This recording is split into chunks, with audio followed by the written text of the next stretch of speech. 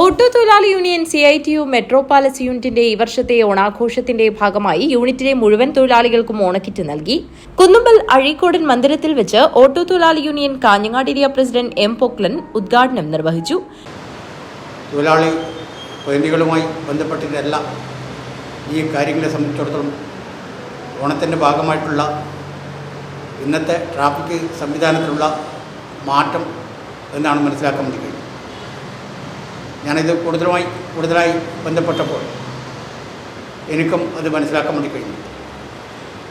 ഏതായാലും തൊഴിലാളികളെ സംബന്ധിച്ചിടത്തോളം അത് അംഗീകരിച്ച് പോവുക എന്നത് ഇന്നത്തെ കാലത്ത് ഇന്നായാലും നാളെ ആയാലും നമുക്ക് അംഗീകരിച്ച് പോവുക എന്നത് തൊഴിൽ സ്ഥിരക്ക് വേണ്ടിയിട്ടും അതേപോലെ തന്നെ കൂലിക്ക് വേണ്ടിയിട്ടും അഹോരാത്രം പണിയെടുത്ത് ജീവിച്ച് പോകുന്ന തൊഴിലാളികളാണ് നമ്മൾ. സ്വാഭാവികമായിട്ടും ഇത്തരം ഒരു രീതിയിലേക്ക് പോവുക എന്നത് CITUവിനെ സംബന്ധിച്ചിടത്തോളം തൊഴിലാളി ദ്രോഹ നടപടി എന്ന് പറയുന്നത് വലിയ തെറ്റൊന്നും ഉണ്ടാകും.